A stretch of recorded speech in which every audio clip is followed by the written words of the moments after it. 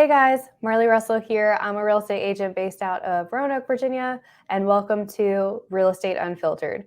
The first episode, it's going to be fun, it's going to be crazy, a fun story, and I'm super excited for you guys to see my first guest. So stay tuned, he's coming right up.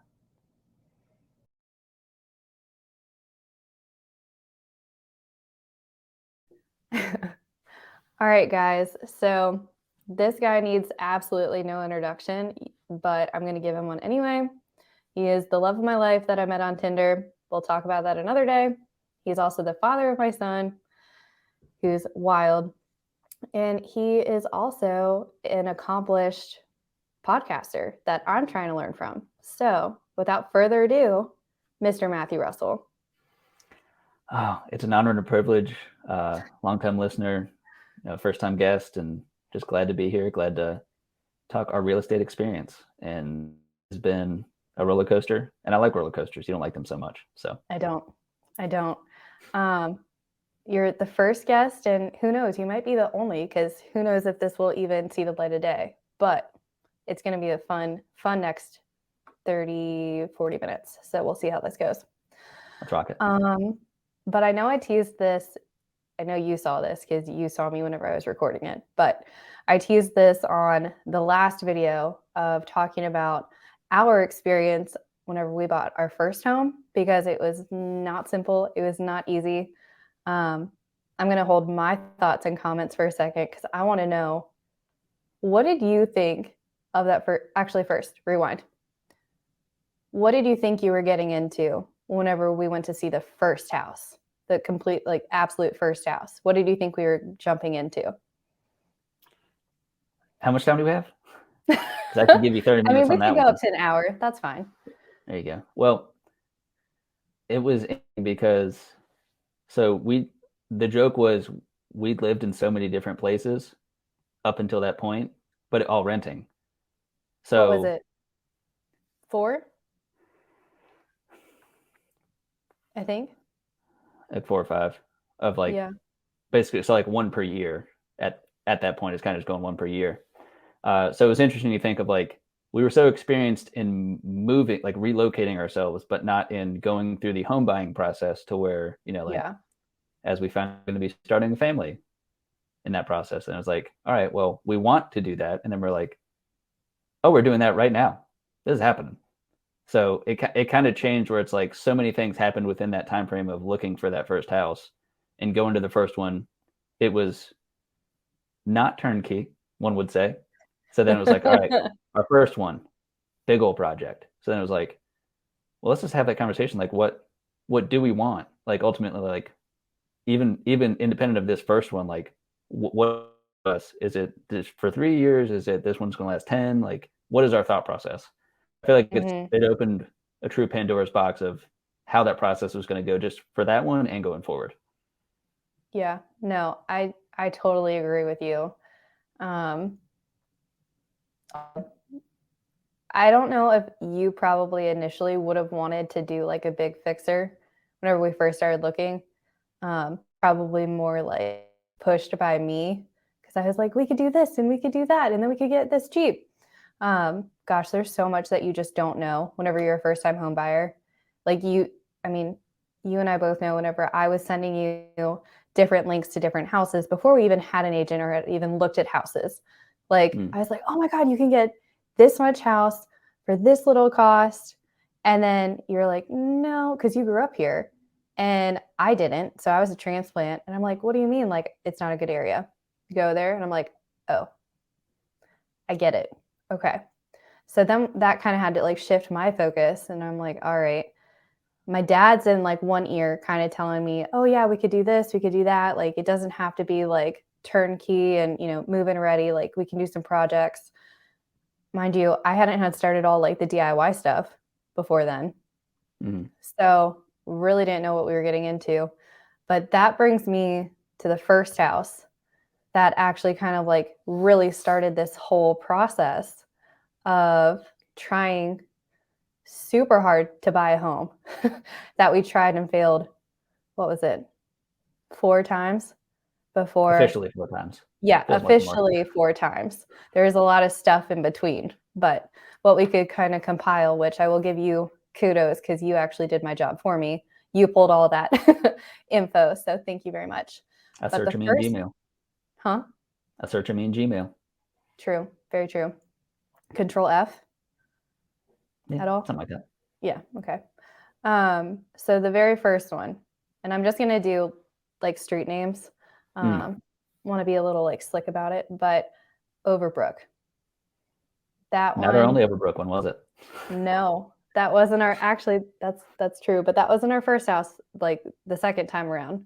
That was Mm. something that we were looking into after that. But the first one, that was a doozy. And also like we didn't have an agent, we didn't know an agent.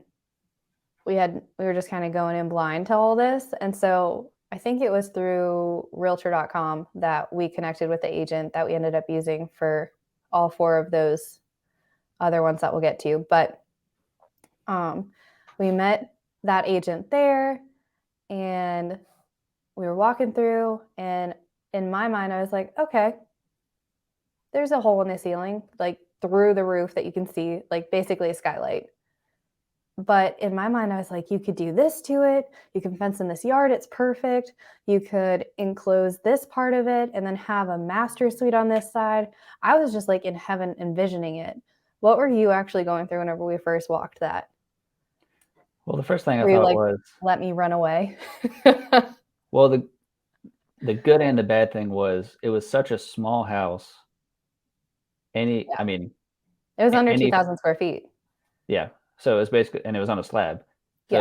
it was just like, all right, well, a couple things can't be wrong because it's on a slab. It's not big, so even if there's like need to replace the roof isn't too big. If we need to do all the floors, there's not that many floors. So a lot of those things where it's like if we have to redo like full scale like things in the house, Mm-hmm. theoretically it won't be a crazy cost just because there isn't that much house that is there.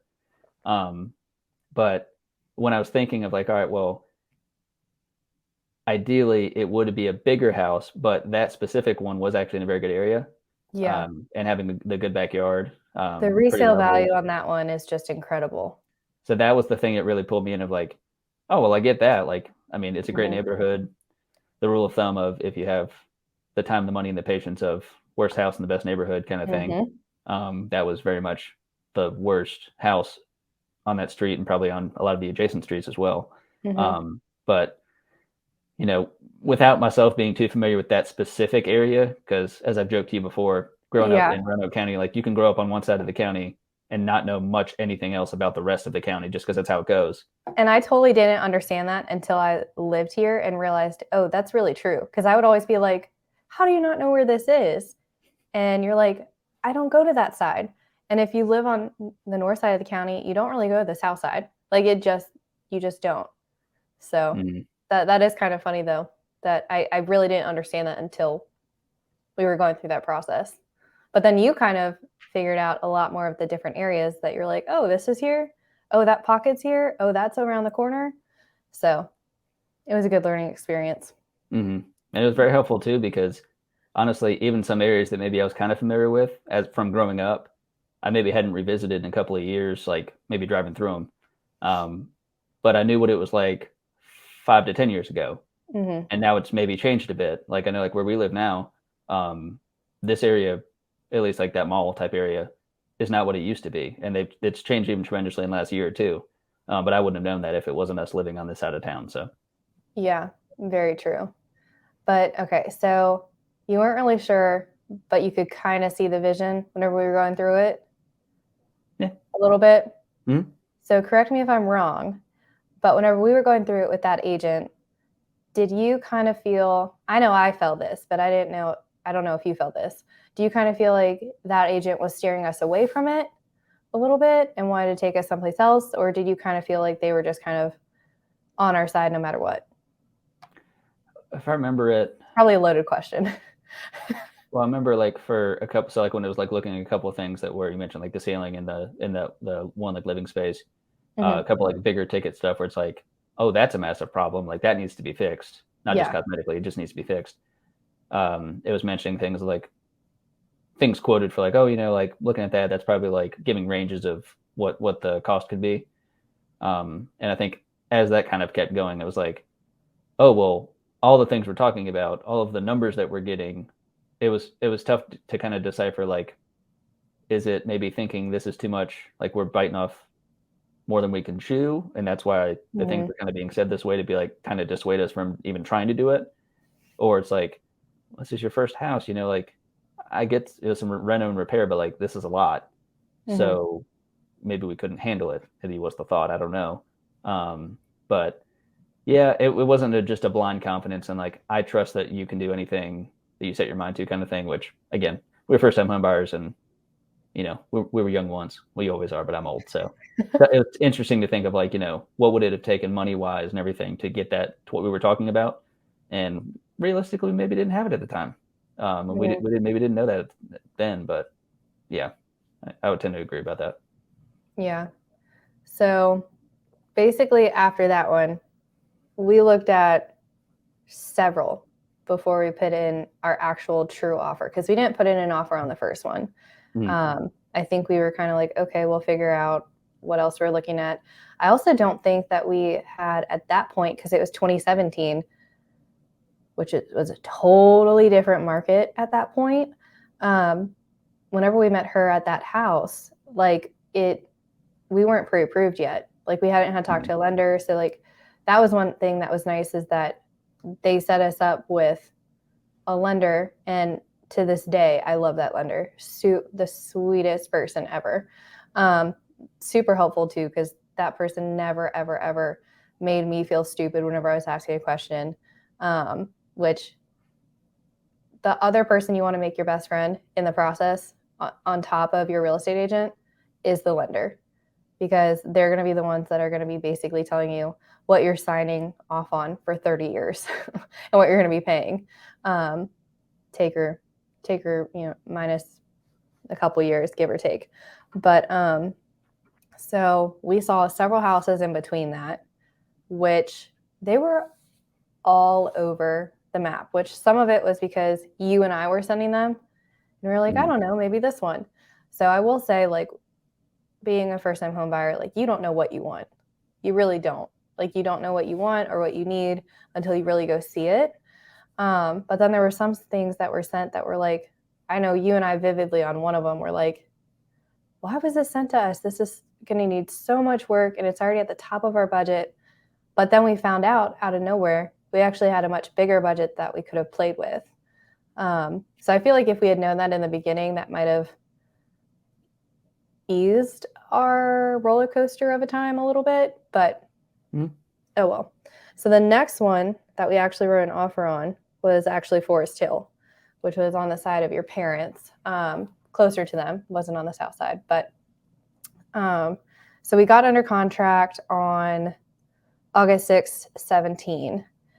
And then we had the home inspection.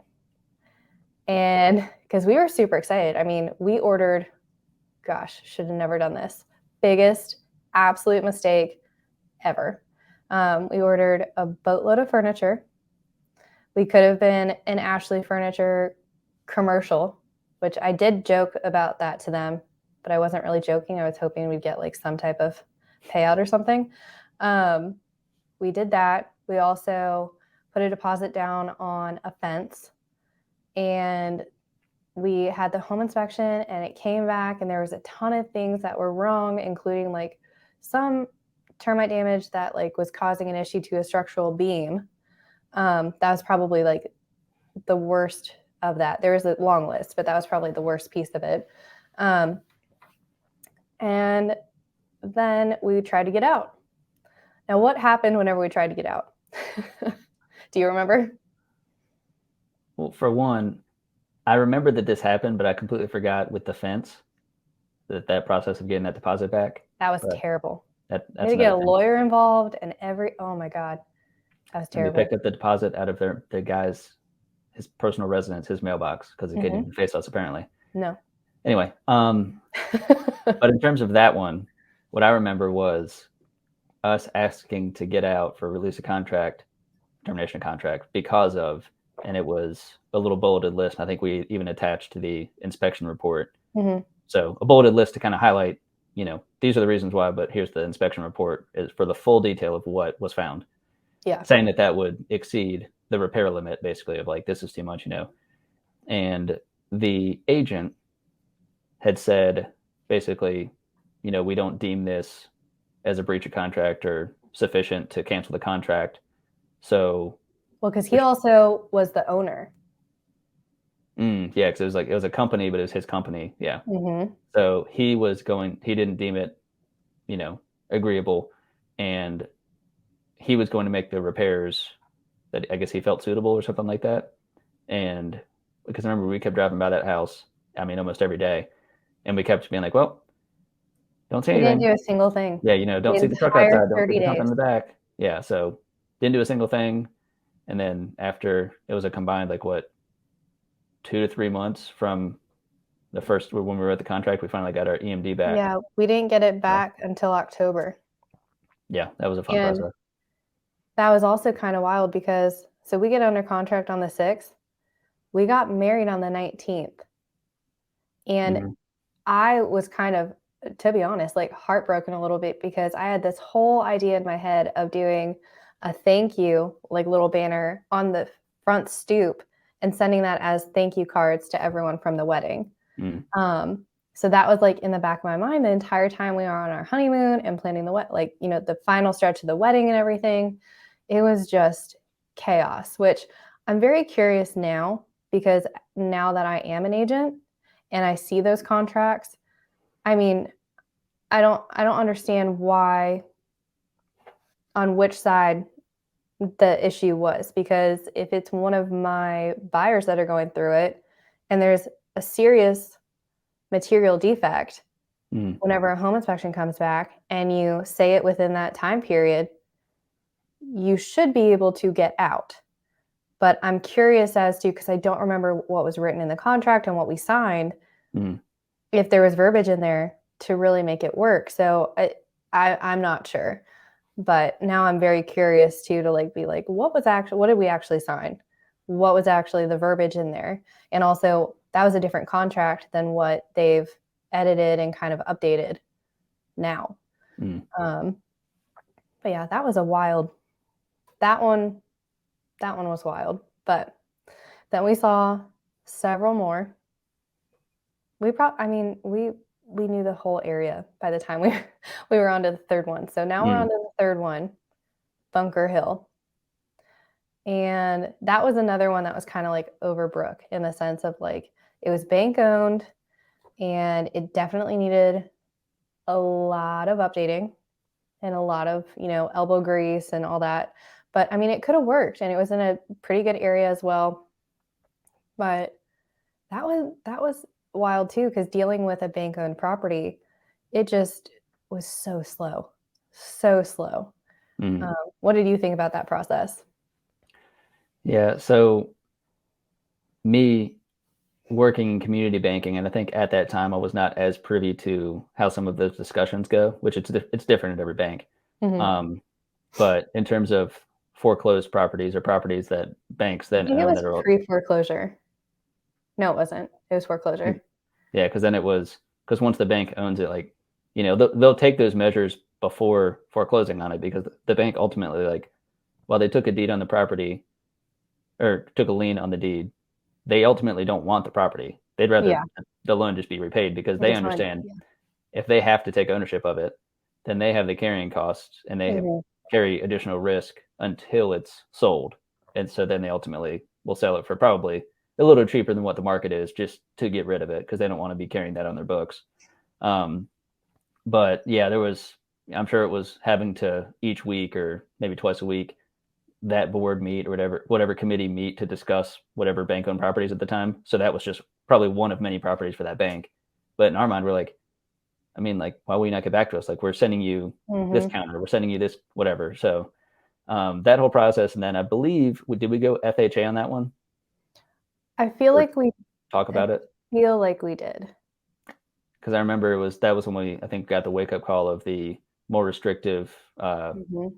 requirements for even like paint chipping on windows and that sort of thing, Yeah, where it was they're so much more strict on that. But I yeah. think we did that because, which you can do this with the conventional too, but that we found out later. On your first home, you could do 3.5% down on a conventional, but with FHA, you can immediately just do 3.5. Mm-hmm. But yeah, so that was a fun process. But I mean, it was a very cool house, very cute, very good area. So yeah, that's I mean, that we was still kind of the pass bummer it. of like, We yeah, still pass it now.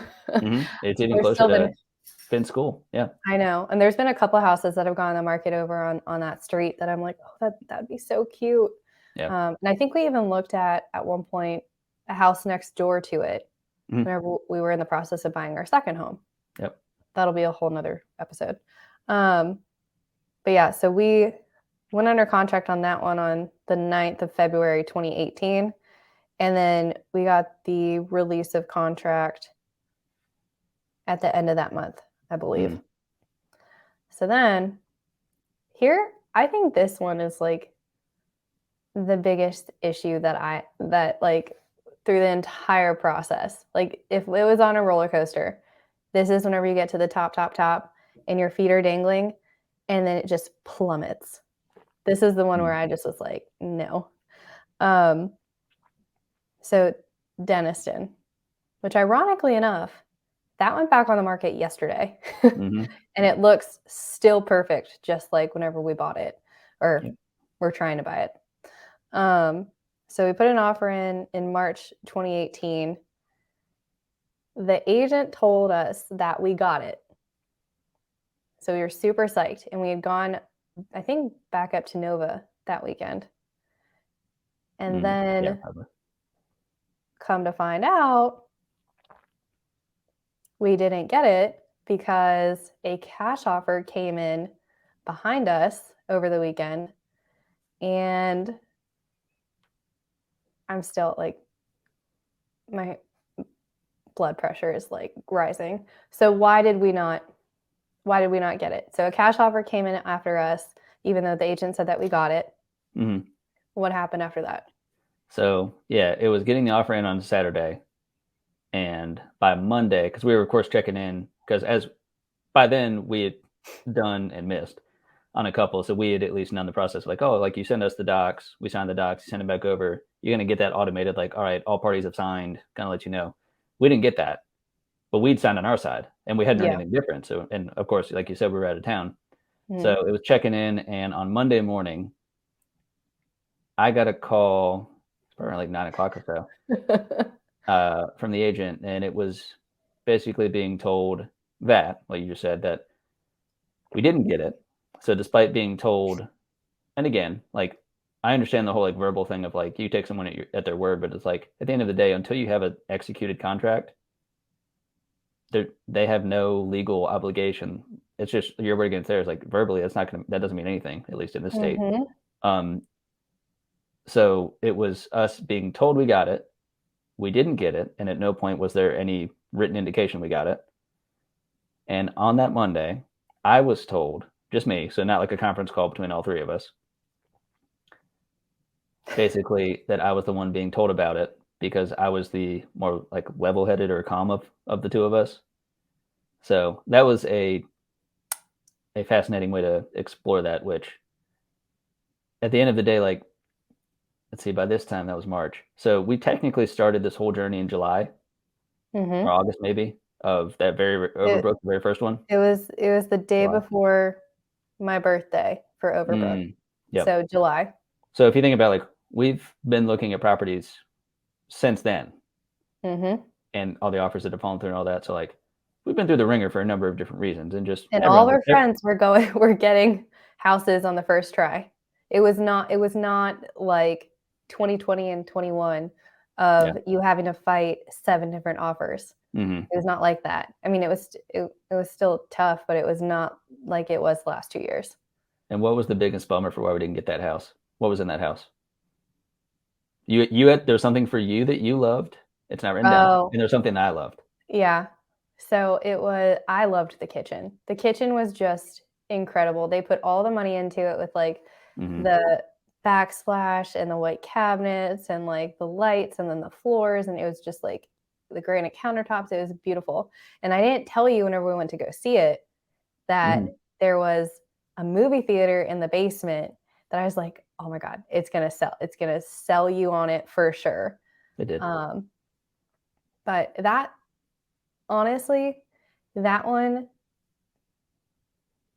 I was pretty PO'd because now that I'm an agent too, I'm like, that is the last thing I ever want any of my clients to go through is me telling them that they have it and then they actually don't. And that was probably the biggest learning lesson for me. I'm like, I might tell them, okay, they're saying they might accept it, or like word it in like a not sure way, like we might have it. Don't get excited until we have it in writing. Because I never want anyone to feel like they have it. If they get excited, they start planning in their head, and then it's a letdown. But more importantly, I don't know if this is more importantly, but like she didn't know at that point that also I was pregnant. I was like newly pregnant. And I didn't think I was crazy. I feel like every pregnant lady is crazy at some point. They're all beautiful. Good answer. But for that was kind of where I was like, I'm out. I'm done. I can't do this because we'd, like you said, we had started it in July. We still hadn't had gotten anything. We were still trying to figure out our renting situation because we had tried to get out of that. The guy was being decent enough to work with us on it. And I was like, now it's like crunch time. Like, I want a house. Like, we need to have a house for the little one coming and for someone to call you whenever it's both of us in this scenario and then also tell you that. I just was like mind blown. I was like, I'm done. Like, I don't want to do it anymore. Yeah. Which is a bummer. But yeah, I won't get into all those details. But then this is where, and I don't think I'd recommend this to everyone. But we were finally at that like moment of like, we have to find something and like, we don't have time. Luckily, your mom, since she's been here for over 20 years and talks to everyone, like she literally runs into people at the grocery store, the like gas station, like going out for food, like everywhere. She had a friend that was going to be putting her house on the market. And I don't know. What did you think whenever I was like, all right, let's go see it? What did you think of that whole process? Well, if I remember correctly, so like when we looked at houses, we looked all over. So it wasn't like specific to one area, and like there was one that would be a new one that we'd go to. A lot of it was like it was a little bit of everything. So like we'd seen a lot of Roanoke city and county by that point. Yeah. So going over there, it was interesting because like I think we had seen there was one I specifically remember that was pretty close to that, a couple blocks away. Yeah, it was on Sherwood. But That was one love that where house. Yeah. it was awesome, but it was already at the top of our budget and it needed like 50K in repairs and we're like, we can't do that. Why are we here? And I mean, even this one. So the funny thing was, so hearing the details about it, and of course, knowing that you're pregnant, it was thinking like, all right, this is the house for us. It's not like we're going to buy this house, and then by the time soon to be Finn is born, then all right, we'll go to a different house. Like, no, this is going to be the house that Finn is brought home in, and we need we buy this house knowing that to make sure like it's can be good for that. And the funny thing is, buying that house knowing that it did not have a tub was a big hurdle in our minds. But I mean, but otherwise, like looking at it, just super cute house, like tremendous character, like a lot of those houses in that area in the city. Awesome backyard. A lot of it was, we ripped out a lot of stuff because the maintenance of the amount of flowers and trees and stuff back there was chaos. Yeah. But What it was she such had a cute done house. was beautiful, but it was just like so much maintenance for what Yeah, we we could wanted not to keep it do. up. Yeah. No. No. But no, Yeah. I love the house. Well, and we saw it in the rain, and I will always say that's the best time to see it because one, if it's cute in the rain, it's going to be cute whenever it's a gorgeous day. Two, probably the more important thing, you can see if there's going to be any water issues, which Oh, can you? that's actually a very ironic thing to say because probably what a month later, we had like a monsoon of rain, and you were literally using a bucket out of like The the window the well. window in the basement, and just like it was an aquarium. You just scooping water out. Oh man, but Yeah, if only the drain pipe out of our neighbor's retaining wall wasn't pointed directly at our window well, it wouldn't be going over because the brick little edge to it had eroded away, yep, so it just right over. yep, yep. But we ended up so we represented ourselves on that one, which Yeah. I vividly remember the agent that was on the selling side was not sure if she should do that or not. Now that I'm actually with that brokerage, Mm, I understand why, and I mean that there's a lot of risk in that. Um, but we were adamant. We were like, we want the house. This is what we want to offer. I remember calling that seller and being like, this is what we want to offer. This is how, our closing date, this is our EMD, this is everything. mm. Um, we didn't do a home inspection because at that point, which, whew, I wish I would have told myself to do that at that point, but I think we were just so fed up. We were just like, we've seen enough. We have like a rough ballpark of, what to kind of look out for. Mm. Luckily, it didn't bite us in the butt too bad, but we didn't do a home inspection. And I just remember her being like, are you sure? I have to get approval from my, lead broker. And luckily, Kit gave the approval. Um, but whew, that was wild. That was a crazy time. I was glad we did it because looking back now and understanding all that, it's like the agent was very good about explaining like her place in it, considering we were Yes. unrepresented, saying, I represent the seller. Hmm. I, I will present these documents to you. Like, I mean, she wrote up the contract, like, but she didn't give us advice on like what we should do, what we shouldn't do, yeah, which is like I exactly will what. explain what this thing says, but I Yeah, cannot be like, I would do this or I would do that. It's like, yeah, I no, cannot do that. So nope, she was very good about towing that line. And I think by that point, it did probably help that we had seen so many that it's yeah, not like we knew them like the back of our hand, but there wasn't really anything quirky with our offer. And then there wasn't in the terms mm-mm, and anything that the seller had countered with. So overall, it wasn't like anything really odd was going to come out of it. Like if it was, like again, we didn't do inspection, so mm-hmm, that was just taking a blind risk of like something's probably wrong, but we won't know until it breaks.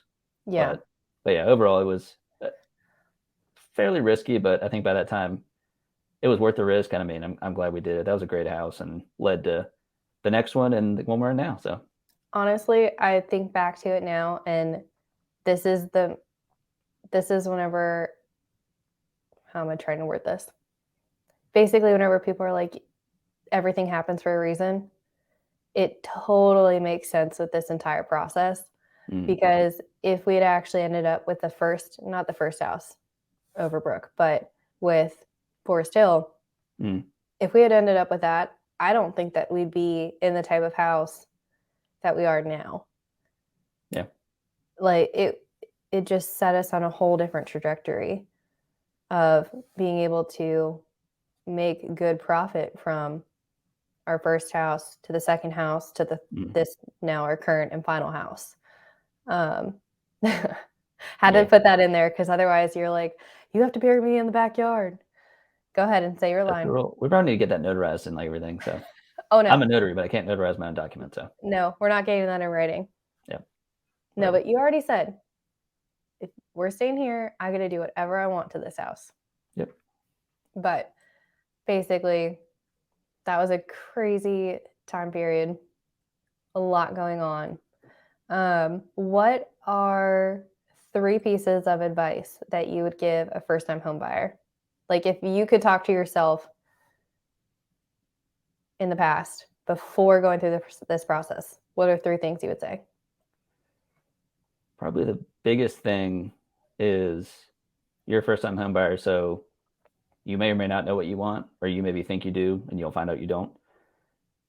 But the first thing is it's okay to, vet agents, whether it be talking to friends and family, whether it be simply just looking at, just reviews of other agents, and even just calling and reaching out and just saying like, do I get a good sense from this person? Because at the end of the day, for most people, this is the biggest purchase of your life. Yep. And whether it's the first one and then the next house is now the biggest purchase, but it's a very significant thing. It could be just you yourself, it could be you and someone else, it could be you again starting a family, it could be you maybe retiring. But for the first time home buyer, it's a very notable thing, and you want to get someone who, like, if there's bumps in the road, because they can pop up regardless if the agent's good or not, that agent can be good at understanding you, how to communicate, and make it as easy as possible. You can't control if something bad's going to happen, but you can control if the person telling you is someone who is easy to work with and good communicator. So that's the biggest thing, first of all.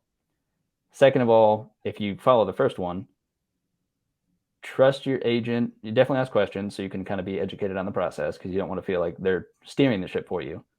But trust them in the process, and as you get answers and as you kind of understand it a bit better, you can feel more empowered to make decisions. But at the end of the day, like, make sure, like, hey, just double check, am I understanding this correctly? And if you ever have a question on a contract or something about a house where it's like, oh, sump pump, is that good or bad? Or like anything about a house that you just really don't know, they can either get you the answer themselves, or they probably have a contractor or a contact to give you that answer so you can comfortably. We, like, trademark that? What's that? They either have, what did you say? They either have a contact or a contract? Is that what you just said?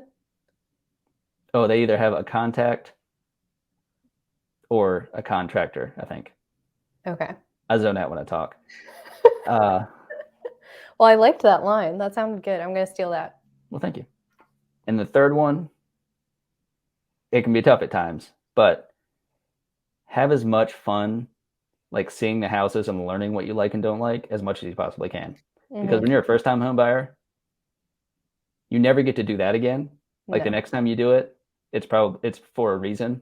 It could be you outgrew the house, you're moving because of a new job. Like, the first time you're a first-time home buyer, it's such a cool process overall. I know we had a 10-month process from first house seeing to closing on the actual one, but it was so cool to, again, I grew up here, but like, to learn so much about the area and the different styles of houses throughout the city and the county and everything. So it is a fun process. So, like, as much as you possibly can, remind yourself it's fun, and just enjoy learning more about yourself and what you do like in houses and what you don't like. Yeah. No, I totally agree with all those. And I do want to go back to your second one of basically the 8, like, ask all those questions, because even if they don't know, they should be figuring it out. That is their job. If they don't know something, they need to figure it out. They need to contact the county and figure it out. They need to ask the selling agent. They need to ask their managing broker. They need to ask those questions, because this, like you said, it's your biggest purchase probably ever that you're going to be making. And you're locked in a lot of times for 30 years. So you need to make sure you know what you're getting into, and asking those questions, like, that's part of that. And getting answers, you should. Like, there's no reason why you shouldn't get answers. Or at least, like, some type of answer. But no, wild time. But I definitely agree with all those things that you said. What are 2 things that you would tell your past self to never do during the home buying process?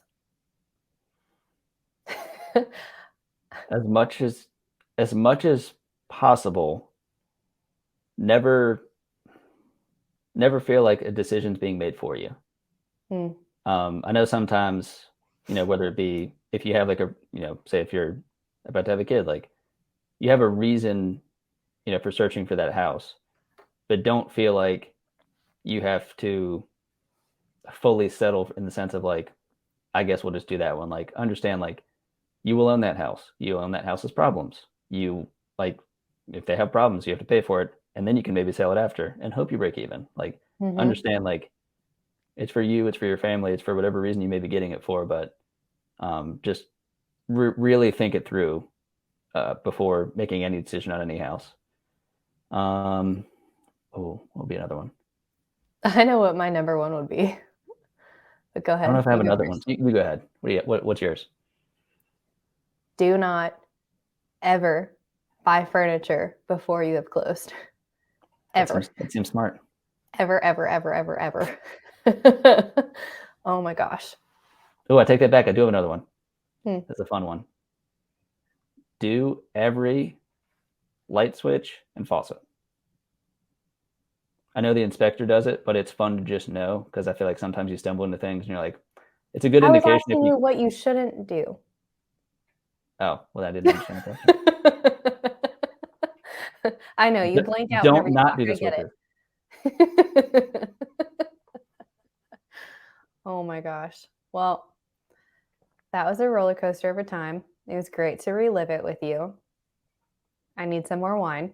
I think you should have a sip though, because we made it through at least at this point, and it's not terrible. So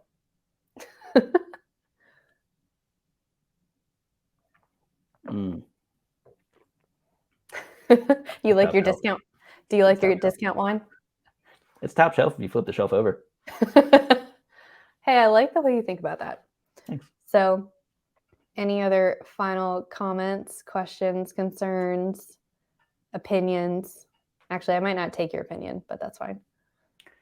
I guess the only thing I would say is I love you. Love that you're starting this. You're already a social media guru when it comes to every sort of anything on Instagram, YouTube, anything like that. And I am very excited to one day join your real estate team.